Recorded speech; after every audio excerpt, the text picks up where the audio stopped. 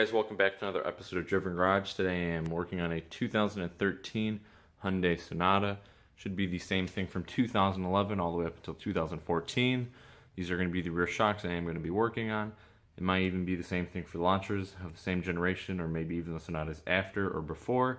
I'm not too quite sure, but feel free to always check and verify that. If not, this may be just a guideline to help you out a little bit, but hopefully it does. So today I'm going to show you what to do, alright? So tools you're going to need up top, if you look, there are going to be two bolts that sit up there. They're 14 millimeters. I'm not going to remove those firsthand. Some people may not. Personally, I like to remove the bolt and nut that sit on the bottom of the shock. It is a 19 millimeter on both sides, as you can see. I like to use just a deep socket on the one side where the nut is as it spins off. It gets kind of encaptured into the socket. Then on the other side, I just like to use you could use a wrench, you could use a socket as well if you have two. They're both 19 millimeters, go ahead and remove those. But I also like to jack up the lower control arm with a jack, just remove the negative tension on it, just to put some more ease on all of the parts so that nothing's kind of forcing its way down and putting stress on everything. And you can go ahead and do that. You go ahead and put that to the side. Just remember that the bolt does go in from the back side and the nut is to the right of you. Same thing on the other side if you're doing the driver's side. Usually the back end of the bolt goes towards the forward of the car with the nut coming on the other side of the car, okay? After you take that out, it's pretty simple. I like to remove the jack, just lower the tension. You have other safety precautions there, and then you go ahead and just remove the two bolts on top. It's relatively pretty simple, guys. It's nothing too complicated. These are going to be 14 millimeter bolts. Again, just go ahead and unscrew those. Alright guys, so you've unbolted the top, as you can see. I just left this in here just to try to get it out. I know you guys might get the bottom of the shock kind of stuck actually onto the control arm. Usually when these tend to go bad, I mean, they're pretty easy to just push up towards the top, and you go ahead and just pull them out. I mean, you're gonna have to compress them a little bit, maybe in there with just your hands to pull out, but it's not too hard. I mean, you could always try pushing down on the control arm, but it's not really recommended. Usually you go ahead and just push these and they will collapse because they're bad, they're leaking. And now I'm going to just show you how to remove the nut on the top of that to go ahead and replace the shock in it. Got the shock out, now you're just trying to get actually the mount off the shock.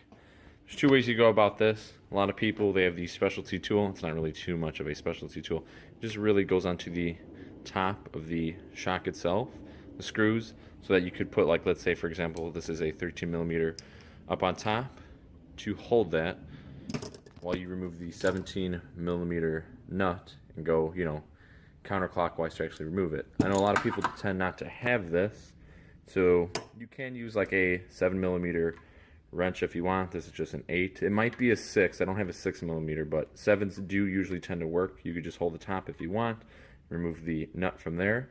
So go ahead and just unscrew that nut while holding the top of the shock. Alright guys, so you have the shock removed and you have the new one. I'm going to go ahead and replace these with Monroe OES Spectrums. Monroe, I believe, recommends replacing them every 50,000 miles or shocks, depending on driving conditions, severe or however you drive. But the part number I am using is 5646 by Monroe, just in case you were just wondering where to get these, how much they are. I believe they run anywhere from $70 to $100, depending if you're ordering them online, in store. I mean, there's multiple places you could get these. They're not too hard to find. Again, these are Monroe OES Spectrums. The only thing I don't like about these is you're going to get a nut that comes with to screw onto the top of the shock. The ones that come with doesn't really work that good.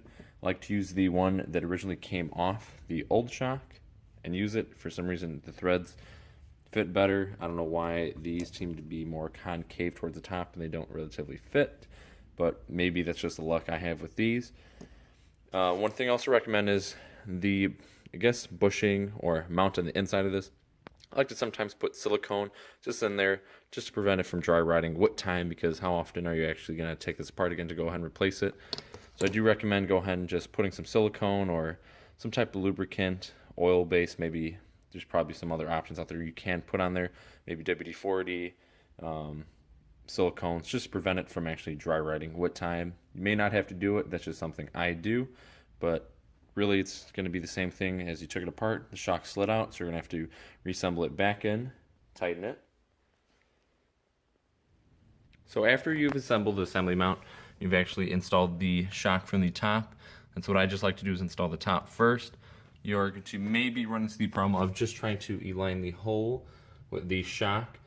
Some people may not have a second jack that tends to relatively help pretty good, because you could just jack it up to line up the holes, as you could see, to slide that bolt in.